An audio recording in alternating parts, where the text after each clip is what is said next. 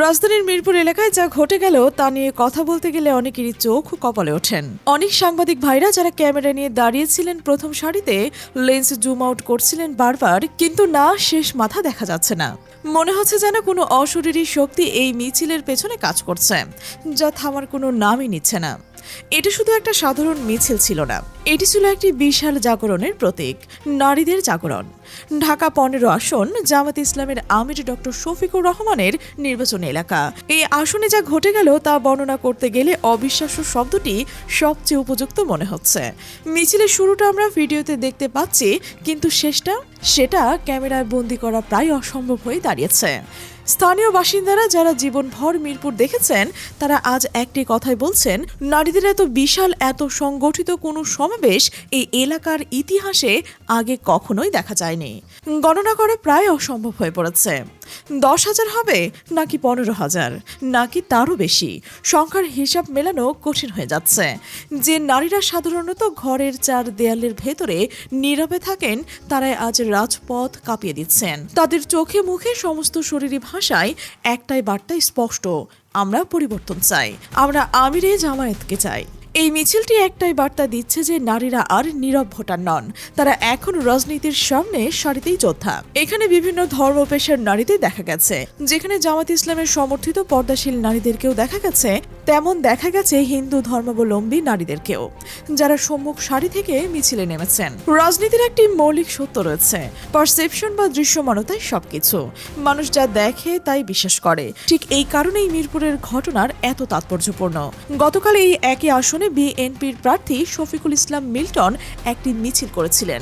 নারী পুরুষ মিলিয়ে সেই মিছিল হয়েছিল, আর সেই ফুটেজটা অনেকে দেখেছেন। অবাক করা ব্যাপার হলো, মিল্টনের গতকালের মিছিল আজকের এই নারী মিছিলদের 10 ভাগের 1 ভাগও লোক ছিল না। মিরপুর যেটি দীর্ঘদিন ধরে বিএনপির দুর্গ বলে পরিচিত, সেখানে ধানের শীষ প্রতীকের এই করুণ দশা কেন? এই প্রশ্ন এখন সাধারণ মানুষের মনেও জাগছে।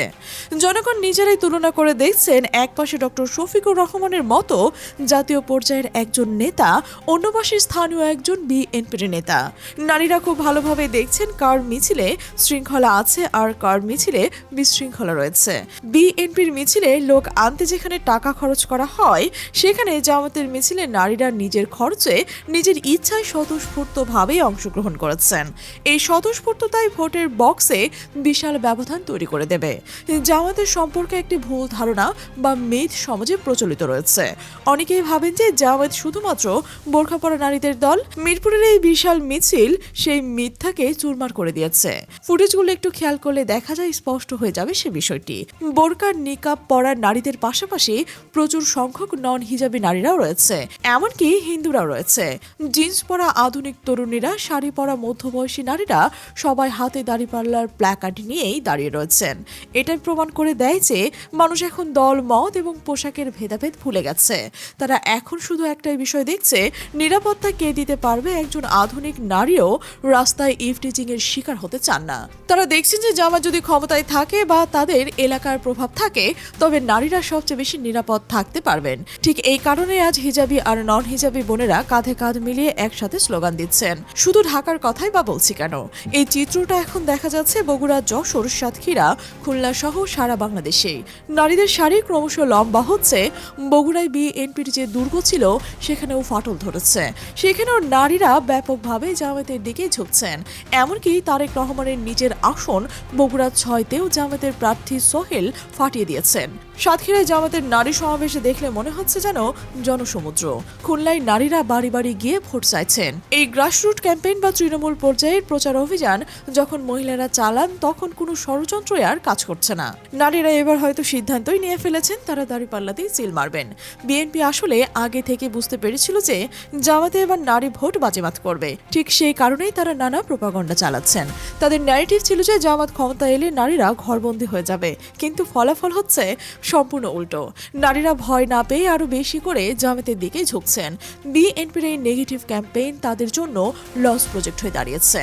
নারীরা এখন আর আগের মতো অগুনেই, তারা সচেতন। তারা ইউটিউব দেখছে, ফেসবুক দেখছেন, আর তারা দেখছে জামাতের ইস্তেহারে নারীদের জন্য ফ্রি শিক্ষার ব্যবস্থা রয়েছে, নিরাপদ নিরাপত্তার কথা তো রয়েছে, তাই বিএনপি ভয় দেখানোর কৌশল কাজ আসেনি, বরং জামাতের প্রতি সহানুভূতি তৈরি হয়েছে। প্রত্যেকটা জরিপের সংস্থায়, সেটা দেশি হোক বা বিদেশি, সবাই একমত একটি বিষয়ে, বাংলাদেশে ভোটারদের প্রায় 51% নারী। আর জরিপে বলছে যে নারী ভোট যার দখলে থাকবে, ক্ষমতা তার কাছেই হবে, এবং সেই নারী ভোটের সিংহভাগ প্রায় 70 থেকে 80% এখনো জামাতের দিকে ঝুঁকছে। পুরুষরা হয়তো চায়ের দোকানে রাজনৈতিক তর্ক বিতর্ক করেন, কিন্তু নারীরা ভোট দেন নিরাপত্তার কথা ভেবে, সংসারের কথা চিন্তা করে। নারীরা সাধারণত সাইলেন্ট ভোটার থাকেন, চায়ের দোকানে গিয়ে তর্ক করেন না, বিতর্কে জড়ান না। কিন্তু ভোটের দিন যখন আসে, তখন লাইনে দাঁড়িয়ে নীরব রায় দিয়ে আসেন। সারা দেশে এই মিছিলগুলো সাধারণত সাইলেন্ট ভোটারদের সরব হওয়ারই প্রমাণ। তারা রাস্তায় নেমে জানিয়ে দিয়েছেন যে তাদের রায় কোন দিকে যাবে। নারীরা কেন ডক্টর শফিকুর রহমানকে এত পছন্দ করছেন, এই প্রশ্নের উত্তর খুঁজতে গিয়ে অনেকের সাথে কথা বলেছি। তারা বলছেন যে তারা একজন অভিভাবককে খুঁজে পেয়েছেন, যিনি যখন কথা বলেন নারীদের সম্মান দিয়ে কথা বলেন। তার বিনয়ী এবং ভদ্রতা নারীদের মুগ্ধ করেছে। ঢাকা 15-এর নারীরা তাকে শুধু নেতা নয়, নিজেদের পরিবারের একজন সদস্য মনে করেছেন। নারীদের এই মিছিল 12 তারিখের ব্যালটে কনভার্ট হবে, আর প্রতিটি নারী ভোটারের সাথে নিয়ে আসবেন তাদের পরিবারের আরও 2-3টি ভোট। আর একেই বলে মাল্টিপ্লায়ার ইফেক্ট।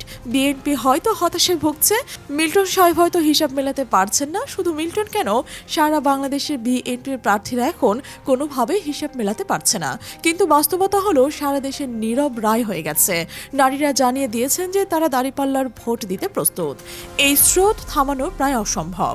এই স্রোত থামানোর জন্য কিছু মরিয়া চেষ্টা চালাচ্ছে বিএনপি। তারা ভোট চুরির নানা চেষ্টা করছে। তারেক রহমান নারীদের ম্যানেজ করতে গিয়ে কিছু ভুলভাল তথ্য দিচ্ছেন।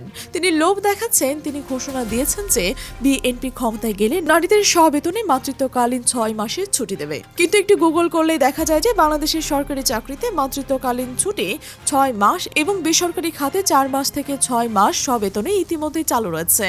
যে আইন অলরেডি বাস্তবায়িত, সেটি নতুন করে ইস্তেহারে আনার মানে কি? এটা কি জনগণকে বোকা ভাবা, নাকি স্ক্রিপ্ট রাইটাররা ইচ্ছাকৃতভাবেই ডোবাচ্ছেন? যেখানে জামায়াত বলছে নারীদের ফ্রি উচ্চ শিক্ষা দেবে, সেখানে বিএনপি বলছে যা ইতিমধ্যে আছে তাই দেবে। এটাকে বলা হয় হোমওয়ার্ক ছাড়া রাজনীতি। দেশের নারীরা বুঝে গেছেন যে যিনি বর্তমান আইন জানেন না, তিনি ভবিষ্যৎ গড়বেন কিভাবে। তারেক রহমানের সেই পুরনো স্টাইলের প্রতিশ্রুতি নারীদের মন তো পাবেনই না, বরং উল্টো হাসির খোরাক হচ্ছেন। বিএনপি এখন শখের করাতের অবস্থা।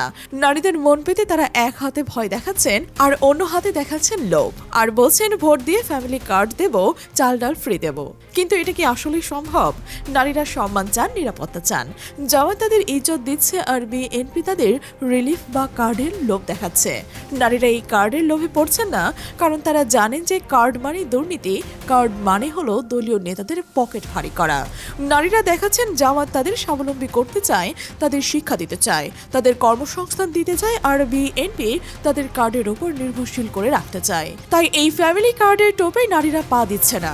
রয়টার্সকে দেওয়া সাক্ষাৎকারে তারেক রহমান কি বলেছেন জানেন? তিনি বলেছেন জনগণ চাইলে শেখ হাসিনার পরিবার রাজনীতি করতে পারে। এটা কিসের ইঙ্গিত? এটা আওয়ামী লীগের ভোটারদের প্রতি গ্রিন সিগন্যাল। মানে তোমরা আমাকে ভোট দাও, আমি তোমাদের নেত্রীর পরিবারকে নিরাপদে প্রস্থান দেব এবং রাজনীতিতে পুনর্বাসিত করব। এটা বিএনপির রাজনৈতিক দেউলিয়াত্ব।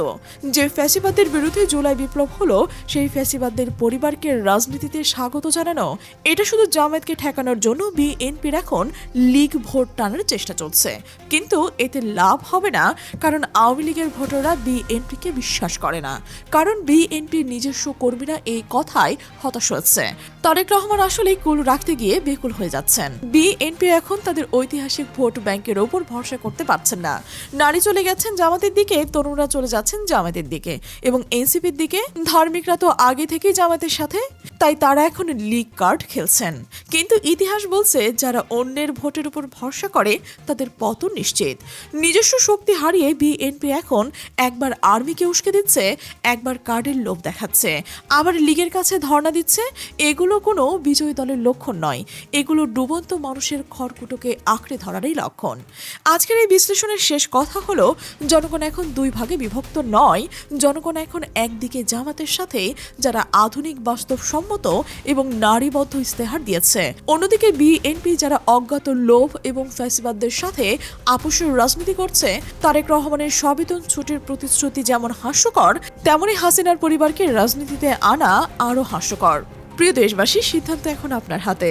আপনি কি এমন দলকে চান যারা দেশের আইনই জানে না, যারা ভোটের জন্য ফ্যাসিবাদদের সাথে হাত মেলায়, নাকি এমন দলকে চান নারীদের বিনামূল্যে উচ্চ শিক্ষা দিতে চায়? 12 ফেব্রুয়ারি প্রমাণ হবে কার্ডের লোভ নয়, মানুষ সম্মানের জন্য ভোট দেয়। দর্শক, আপনি বিষয়টিকে কিভাবে দেখছেন? অবশ্যই মন্তব্যের ঘরে আপনার মতামত জানাবেন। আর এই চ্যানেলে নতুন হলে সাবস্ক্রাইব করে বেল আইকনটি বাজিয়ে রাখুন, যেন আমাদের বিশ্লেষণধর্মী প্রতিবেদন সবার আগে আপনার কাছে পৌঁছয়। আমাদের সাথে থাকার জন্য ধন্যবাদ।